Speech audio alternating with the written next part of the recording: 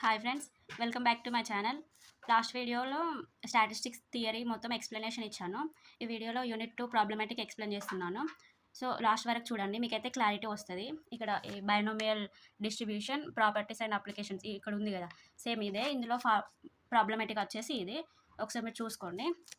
First ఈ ప్రాబ్లంకి వెళ్ళిపోయే ముందు మనం కొంచెం ఇంట్రొడక్షన్ అంటే బేసిక్స్, అసలు బైనామియల్ డిస్ట్రిబ్యూషన్ అంటే ఏంటి, అది ఎందుకు క్యాలిక్యులేట్ చేయాలనేది కొంచెం తెలుసుకుందాం. అలా తెలుసుకుంటే మనకి మంచిగా గుర్తుంటుంది, ప్రాసెస్ కూడా ఈజీగా గుర్తొస్తుంది. First binomial distribution, A simple way to find the chance of getting a certain number of successes in a fixed number of trials wear each trial has only 2 outcomes, either success or failure. Binomial distribution అంటే ఏం లేదు, ఒక simple method అట. ఏంటిది, ఒక coin కానీ ఏదైనా toss చేస్తే అందులో మనకు హెడ్ వస్తుందా టైల్ వస్తుందా అనేది తెలుసుకోవడానికే ఈ బైనామియల్ డిస్ట్రిబ్యూషన్ అనేది యూస్ చేస్తారంట. ఇక్కడ బై అంటే 2 కదా, మనకి మీనింగ్ జనరల్ మీనింగ్ చూసుకుంటే బై అంటే 2 అనే అర్థం వస్తుంది. కాబట్టి బైనామియల్ అంటే 2 అవుట్కమ్స్, అంటే ఐదర్ 1 ఆర్ ఐదర్ 2, ఏదైనా ఒక్కటి రావడాన్ని ఇక్కడ బైనామియల్ డిస్ట్రిబ్యూషన్ అంటున్నాడు. సో మన ఫార్ములా చూసుకుందాం. ఈ ఫార్ములా మెయిన్ ఇంపార్టెంట్, మీరు ఎట్లనైనా గుర్తుపెట్టుకోండి. మీకు గుర్తుంటుంది, ఎందుకంటే గుర్తుండేలా నేను ఎక్స్ప్లెయిన్ చేస్తా, వినండి. First P of R is equals to nCr into P to the power of R into Q to the power of N minus R. ఈ ఫార్ములా ఎక్స్ప్లెయిన్ చేస్తా చూడండి. Where P is equals to probability of success in one trial, అంటే ఒక్కసారి చేసిన ట్రయల్లోనే success ఎంత వస్తుంది, అంటే 2 times వస్తుందా, 3 టైమ్స్ వస్తుందా అనేది చెప్పడం అన్నట్టు. అది పి. క్యూ అంటే 1 minus P is equals to profitability of failure, అంటే ఫెయిల్యూర్ రావడానికి ఛాన్స్ ఏమన్నా ఉందా అనేది 1 మైనస్ పి. ఇప్పుడు ఇక్కడ ప్రాఫిటబిలిటీ వస్తుంది కదా, ప్రాబబిలిటీ వస్తుంది కదా, ఈ ప్రాబబిలిటీని 1లో నుండి మైనస్ చేస్తే మనకి క్యూ వస్తుందంట. సో అది n is equals to total number of trials. N అంటే మనకు నార్మల్గా జనరల్గా ఏ ఫార్ములాలోనైనా ఎన్ అంటే టోటల్ అబ్జర్వేషన్స్ అని మనకు తెలుసు కదా. సో అది మీకు గుర్తుంటుంది ఎలా అయినా. ఇక్కడ ఏమంటున్నాడు, ఆర్ అంటే నెంబర్ ఆఫ్ సక్సెస్, అంటే ఆర్ అంటే రిజల్ట్గా గుర్తుపెట్టుకోండి. ఆర్ అంటే రిజల్ట్, సో ఆర్ షార్ట్ ఫామ్లో ఇచ్చాడు కాబట్టి అది సక్సెస్ అన్నట్టు. అంటే లాస్ట్కి మనకి రిజల్ట్ ఎంత వస్తుంది అనేది మెజర్ చేస్తుంది. సో మీకు అర్థమైంది అనుకుంటున్నా. పి అంటే క్యూ ఎన్ ఆర్, ఈ పి క్యూ ఎన్ ఆర్ గుర్తుంటాయి. ఈ ఫార్ములా అనేది మనకి ఈజీగా గుర్తుంటుంది. P of R is equals to nCr into PR into Q to the power of N minus R. ఖచ్చితంగా మీరు గుర్తు పెట్టుకోవాలి అంతే. ఇక బట్టి పట్టడం కాదు, ఇది మంచిగా ఈ ఫార్ములాని అర్థం చేసుకుంటే మనకు గుర్తుండిపోతుంది. జస్ట్ అందులో కాన్సెప్ట్ ఏంటిది అర్థం చేసుకోండి. ఎవరైనా ఈ ఫార్ములా యూజ్ చేయాలి, ఈ ఫార్ములా యూజ్ చేయాలని చెప్తారు, కానీ అసలు ఆ ఫార్ములా మీనింగ్ ఏంటిది, అసలు అది దేనికి యూజ్ చేస్తారు, అది యూజ్ చేస్తే మనకు రిజల్ట్ ఏమొస్తుంది అనేది ఎవరు చెప్పరు. సో మీరు ఖచ్చితంగా ఈ వీడియో లాస్ట్ వరకు చూసి రేపు ఎగ్జామ్లో బాగా రాస్తారని నేను బిలీవ్ చేస్తున్నాను. నెక్స్ట్ ఇందులో ఫస్ట్ ఇది మెయిన్ ఫార్ములా. ఇందులో ఈ ఫార్ములాలో మనం సబ్స్టిట్యూట్ చేయాలంటే మనకి ఇది తెలియాలి, మీన్ యావరేజ్ సక్సెస్ అన్నట్టు. మీన్ అనేది ఉంటుంది ఇందులో. మీన్ అంటే n into p. N into p అంటే ఎన్ అంటే నెంబర్ ఆఫ్ ట్రయల్స్, పి అంటే probability of success in a single trial, n అంటే number of total of trials, అంటే ఎన్ని ట్రయల్స్ చేస్తున్నామో, ఎన్ని ట్రయల్స్ చేస్తే మనకు సక్సెస్ అనే ఒక్కసారి చేసిన దాంట్లో ఎంత సక్సెస్ వస్తుంది అనేది ఎన్ ఇంటూ పి. సో ఇక్కడ ఎన్ ఇంటూ పి అంటే 2 parameters of binomial distribution. Binomial డిస్ట్రిబ్యూషన్స్కి టూ పారామీటర్స్ లాగా, అంటే 2 వేస్ లాగా. Next third one variance of binomial distribution. ఇవన్నీ ఈ ఫార్ములాస్ అన్నీ ఓన్లీ బైనామియల్ డిస్ట్రిబ్యూషన్కి సంబంధించినవే. సో ఒకసారి చూసుకోండి, మీకు ఈజీగా గుర్తుంటుంది కాన్సెప్ట్ అర్థమైతే. సో వేరియన్స్ అంటే ఏంటిదంటే, వేరియన్స్ అనేది ఇలా డినోట్ అయి ఉంటుందట. ఇప్పుడు ఇది ఉంది కదా, ఈ సింబల్ ఇది స్టాండర్డ్ డీవియేషన్ ఇక్కడ ఉంది కదా, it is a square of the standard deviation. Standard deviation యొక్క స్క్వేర్నే మనం వేరియన్స్ ఆఫ్ బైనామియల్ డిస్ట్రిబ్యూషన్గా చెప్పుకుంటున్నాం. సో ఫార్ములా వచ్చేసి standard deviation square is equals to n into p into q. ఇది ఫార్ములా, గుర్తుంచుకోండి. ఇక్కడ ఈ ఫార్ములానే ఎలాబరేట్ చేస్తున్నాం, మీనింగ్ తెలుసుకుందాం. N is equals to number of trials, అంటే ఎన్ని ట్రయల్స్ చేస్తున్నాం అనేది సేమ్ అన్నిట్లో common. P is equals to probability of success in single trial. ఒక ట్రయల్లో ఎన్ని అవుట్కమ్స్ వస్తున్నాయి, అంటే మనకు సక్సెస్ వస్తుందా ఫెయిల్యూర్ వస్తుందా అనేది డిసైడ్ చేస్తుంది. సక్సెస్ వస్తేనేమో పి అవుతుంది, ఫెయిల్యూర్ వస్తే క్యూ అవుతుంది. అది పిక్యూఎన్, అది మీనింగ్ అన్నట్టు. సో ఇప్పుడు మీకు ఇది అర్థమైంది అనుకుంటున్నాను. ఫస్ట్ ఈ ఫార్ములా గుర్తుంచుకోవాలి. ఇది మెయిన్ ఫార్ములా, కానీ ఫస్ట్ మనం యూజ్ చేసేది మాత్రం mean formula. Mean and failure of probability, ఇవి రెండు యూజ్ చేసిన తర్వాత మెయిన్ ఫార్ములా అనేది యూజ్ చేస్తాం. సో ఇక్కడ క్వశ్చన్ చూద్దాం. ఈ క్వశ్చన్ నేను ఇక్కడ నుండే తీసుకున్నాను, టెక్స్ట్ ఇది మెటీరియల్ నుండి, మా ఫ్రెండ్ మెటీరియల్ ఇది. సో తన టైం తను చదువుకోకుండా నాకు ఇచ్చింది. ఎందుకంటే అందరికీ హెల్ప్ అవుతది అనే ఉద్దేశంతో తను చూసుకోకుండా కూడా ఇచ్చింది. సో, ఈ క్వెషన్ చూద్దాం. Fit a binomial distribution to the following data. ఈ ఫాలోయింగ్ డేటాకి బైనామియల్ డిస్ట్రిబ్యూషన్ అనేది చేయమంటున్నాడు. ఫస్ట్ మనం స్టెప్ వైజ్ రాద్దాం. స్టెప్ వైజ్ రాస్తే ఆన్సర్ అనేది నీట్‌గా ఉంటది. ఇక్కడ ఎక్స్ వాల్యూస్ ఇచ్చాడు. 0, 1, 2, 3, 4. FX values 122, 60, 15, 2, 1. సో, ఇది ఎలా క్యాలిక్యులేట్ చేద్దామో చూద్దాం. Calculate the values p and q by solving mean and expand binomial p plus q whole to the power of n. ఏంటంటే p and q formula, p and q పాసిబిలిటీస్ని calculate చేయాలట మీన్తో. So, దాని తర్వాత బైనామియల్ని expand చేయాలట. Step 2లో mean of frequency distribution mean అనేది క్యాలిక్యులేట్ చేయాలి. అది ఫార్ములా ఏంటంటే సిగ్మా ఎఫ్ఎక్స్ బై ఎన్ అవుతుంది. ఇది మీకు అందరికి తెలుసు కదా. సో, ఇక్కడ ఇలా టేబుల్ డ్రా చేయాలి. ఎఫ్ మనకు ఇక్కడ క్వశ్చన్లోనే ఇచ్చాడు కదా ఎఫ్. సో, మనం ఈ ఎఫ్ వేసుకున్న తర్వాత ఈ ఎఫ్ఎక్స్ అనేది ఎఫ్ ఇంటూ ఎక్స్ అనేది మనం సాల్వ్ చేయాలి. ఎలా అంటే 0 × 122 చేయాలి. 0 × 122 చేస్తే ఎంత వస్తుంది మనకి? ఈక్వల్స్ టు 0 వస్తుంది. ఎందుకంటే 0 × anything is equals to 0, anything into 0 is equals to 0. అంటే 0తో ఏది మల్టిప్లై చేసినా వాల్యూ అనేది 0కే వస్తుంది. అది మీరు గుర్తుంచుకోండి, మీకు తెలుసు అది బేసిక్స్. నెక్స్ట్ 1 × 60 అంటే 60 వస్తుంది, మనకు తెలుసు. 2 × 15 ఎంత? ఇది ఈక్వల్స్ టు 30. 3 2 జా 6, 4 1 జా 4. సో, ఇవి ఎఫ్ ఇంటూ ఎక్స్ మనం క్యాలిక్యులేట్ చేసిన తర్వాత ఈ టోటల్ క్యాలిక్యులేట్ చేయాలి. అంటే 60 + 30 + 6 + 4 ఈజ్ ఈక్వల్స్ టు 100. సో, ఇక్కడ ఏమంటున్నారు? సిగ్మా ఎఫ్ఎక్స్ అనేది మనకి ఎంత వచ్చింది? 100 వచ్చింది.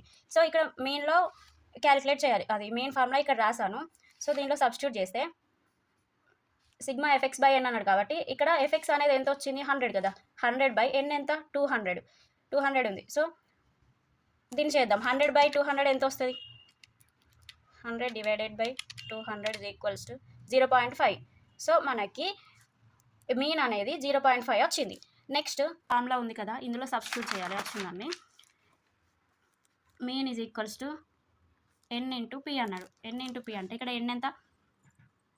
ఇక్కడ మనకి n ఈజ్ ఈక్వల్స్ టు 4 అని అజ్యూమ్ చేసుకోమన్నాడు. ఎందుకంటే మనకి 5 ఐటమ్స్ ఇచ్చాడు. 5 ఐటమ్స్ ఇచ్చినా కూడా 0కి వాల్యూ లేదు కాబట్టి 1 2 3 4 ఈ 4 కన్సిడర్ చేయాలి. సో, అందుకే n is equals to 4 trials అన్నట్టు ఇక్కడ. సో, మనం n ఈజ్ ఈక్వల్స్ టు 4 అని రాసుకుందాం. నెక్స్ట్ ఇక్కడ మీన్ అనేది 0.5 వచ్చింది కదా. మనకి ఇంకొక ఫార్ములా ఉంది. Mean equals to n × p చేయాలి. సో, ఇక్కడ మీన్ ఎంత? 0.5. సో, అది ఇక్కడ వేసుకున్నాం. n అంటే ఇక్కడ 4 అనుకున్నాం కదా. సో, 4 × pకి వాల్యూ లేదు కాబట్టి p అట్లనే ఉంది. p వాల్యూ మనం ఫైండ్ అవుట్ చేస్తున్నాం కదా ఇప్పుడు. So, p is equals to ఈ 4 కిందికి వస్తుంది, డినామినేటర్ అవుతుంది. 0.5/4 ఈజ్ ఈక్వల్స్ టు ఎంత? క్యాలిక్యులేట్ చేస్తే సో, ఇక్కడ p ఈజ్ ఈక్వల్స్ టు 0.5/4 చేస్తే మనకి 0.13 వస్తుంది. Next the probability of success p is equals to 0.13. ఇక్కడ వచ్చిన రిజల్ట్ అది సక్సెస్ ప్రాబబిలిటీ ఆఫ్ p అంటున్నాడు. Next probability of failure is equals to q is equals to 1 - p చేయాలి. అంటే ఇప్పుడు ఫెయిల్యూర్ రావాలి. q అంటే ఫెయిల్యూర్ కదా. ఈ q రావాలంటే 1లో నుండి p అనేది మైనస్ చేయాలంట. సో, 1 - 0.13 చేస్తే మన q అనేది 0.87. సో, మనకి p వాల్యూ q వాల్యూ వచ్చినాయి కదా, వీటిని సబ్స్టిట్యూట్ చేద్దాం. ఇక్కడ స్టెప్ 3 ఇది main formula. p of r is equals to, so, ఈ ఫార్ములాలో సబ్స్టిట్యూట్ చేద్దాం. p of r is equals to NCR × p to the power of r × q to the power of n - r. ఇక్కడ మనకి n value తెలుసు, ఇందాక ఇక్కడ అనుకున్నాం కదా n is equals to 4 అని. ఇదే ఇక్కడ సబ్స్టిట్యూట్ చేద్దాం. n is equals to 4, p is equals to 0.13, q is equals to 0.87. r అంటే ఇక్కడ మనకి క్వశ్చన్లో ఇచ్చినవే 0 1 2 3 4 అవి. సో, అవే ఇక్కడ తీసుకున్నాడు. నెక్స్ట్ p ఆఫ్ 0 క్యాలిక్యులేట్ చేయాలి. p ఆఫ్ 0 అంటే ఇప్పుడు ఈ ఫార్ములాలో ఓన్లీ మనకి ఎన్ని వాల్యూస్? 4 వాల్యూస్ ఇచ్చాడు కదా. 0 1 2 3 4 ఇవి ఇచ్చాడు కదా. మనం ఇప్పుడు ఫస్ట్ ఈ 0ది వేస్తున్నాం అన్నట్టు. ఈ 0ది ఇక్కడ చేస్తున్నాం. అంటే ఇప్పుడు 0కి వేయాలి, 1కి వేయాలి, 2కి వేయాలి, 3కి వేయాలి, 4కి వేయాలి. నేను ఇక్కడ 0కి వేసి పెడుతున్నా, మిగతా మీరు చేయండి. 4 to the power of c 0. r value ఎంత? ఫస్ట్ 0 సబ్స్టిట్యూట్ చేస్తున్నా. 0 × 0.13 టు ది పవర్ ఆఫ్ 0 పైన కూడా 0 ఇక్కడ r p to the power of r ఉంది. r ఎక్కడెక్కడైతే ఉందో అక్కడ 0 పెట్టుకోవాలి. ఎందుకంటే మనం 0 వాల్యూని కనుక్కుంటుంటాం కాబట్టి. So 0.87 to the power of 4 minus r. 4 అనేది ఇక్కడ n కదా, ఇక్కడ ఫార్ములాలో n ఉంది. సో అది c to the power of 0 అనేది ఎప్పుడైనా 1 అవుతుందంట. ఇది ఎలా అంటే ఈ ఫార్ములా అలానే ఉంటుంది, మీరు అలానే గుర్తుంచుకోవాలి. దాంట్లో మీనింగ్ కానీ చేంజెస్ కానీ ఏముండదు. c to the power of 0 is always equals to 1. So ఇప్పుడు 4c0 ఏమవుతుంది, 1 అవుతుంది. అంటే 1 ఇంటూ 4 1 అవుతుంది కదా. సో 1 ఇంటూ 4 1 ఎట్లయితుంది, 4 అవుతుంది కదా. So p to the power of, so మనకి p to the p of 0 కనుక్కున్నప్పుడు ఎప్పుడు కానీ పైన n వాల్యూ ఎంత ఉన్నా కూడా 1 వస్తుంది అన్నట్టు మనకి. సో 1 ఇంటూ 1 ఇక్కడ 1 ఇంటూ ఇక్కడ పైన 0 ఉంది కాబట్టి సేమ్ ఇంకా c ఆఫ్ 0 1లో ఎక్కడైనా 1 సబ్స్టిట్యూట్ చేయాలి. c ఆఫ్ 0కి ఎప్పుడు కానీ 1 ఇవ్వాలన్నట్టు. సో 1 ఇంటూ ఇక్కడ ఏంటిది 4 మైనస్ 0 అన్నాడు కదా. సో ఇక్కడ p ఆఫ్ 0 క్యాలిక్యులేట్ చేసినప్పుడు c ఇప్పుడు p ఆఫ్ 0 కాబట్టి c ఆఫ్ 0 ఉన్నది ఎప్పుడు కానీ 1 అవుతుంది. సో ఇక్కడ 1 అవుతుంది, ఇక్కడ 1 అవుతుంది. మనకి ఇక్కడ వాల్యూ చూసుకుంటే 0.87 to the power of 4 minus 0 అంటే 0లో 4 మైనస్ నుండి 0 తీసేస్తే 4 అవుతుంది. 4 ఇంటూ అంటే ఈ 0.87ని 4 టైమ్స్ ఇంటూ చేయాలన్నట్టు. 0.87 ఇంటూ 0.87 ఇంటూ 0.87 అట్లా చేయాలి. సో ఇప్పుడు చేద్దాం. 0.87 into 0.87 into 0.87 into 0.87 is equals to మనకి 0.752 అది వచ్చింది కదా. సో అది ఇక్కడ వేసుకుందాం 0.5729. So p of 0 is equals to 0.57 అని చెప్పాలి. ఇది p ఆఫ్ 0. ఇక్కడ మనకి 5 వాల్యూస్ ఇచ్చాడు, 5 కనుక్కోమన్నాడు. నేను 0ది కనుక్కున్నా.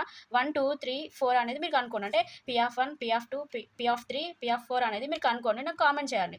సో దట్ నాకు కూడా యూజ్ అవుతుంది కదా, మీరు ఎలా అంటే నా ఎక్స్ప్లెనేషన్ అర్థమవుతుందా మీకు అనేది తెలుస్తుంది. సో ఇలా మీరు ఫార్ములా బేస్డ్ అంటే ఫార్ములాని మంచిగా కాన్సన్ట్రేషన్ తోటి నేర్చుకోండి. ఫస్ట్ ఫార్ములా వేయండి, తర్వాత అది దాని మీనింగ్ ఏంటో తెలుసుకోండి. మీనింగ్ తెలుసుకోకుండా మీరు బట్టి కొట్టుకొని పోతే ఫార్ములాలు గుర్తుండయి. సో నెక్స్ట్ అందులో ఫస్ట్ మెయిన్.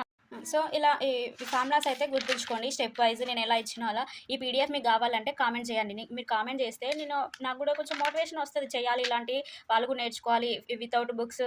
అంటే ఎక్స్పెన్సెస్ తగ్గించుకొని నా మెయిన్ మోటో ఏంటంటే తక్కువ ఖర్చుతో ఎక్కువ నేర్చుకోవాలి అనేది మై మోటో. ఏంటంటే మిడిల్ క్లాస్ ఫ్యామిలీస్ మన అందరి. సో మనందరం యూనిటీగా ఉండి నేర్చుకొని మన తెలంగాణ స్టేట్ని డెవలప్ చేయడానికి ఇప్పుడు రైజింగ్ 2047 రేవంత్ రెడ్డి గారు ఇనిషియేషన్ తీసుకున్నారు కదా, దాంట్లో మనం అందరం ఉండాలని, మన అందరి పాత్ర కూడా ఉండాలి. గవర్నమెంట్ మనల్ని గుర్తించాలి కదా. సో మీరు అందరూ నేర్చుకుంటారని నేను నమ్ముతున్నాను. సో కామెంట్ చేయండి పీడిఎఫ్ అని, నేను మీకోసం పీడిఎఫ్ కూడా పెడతాను. So thank you friends, please subscribe to my channel and support me. I will give you best content with concept oriented things.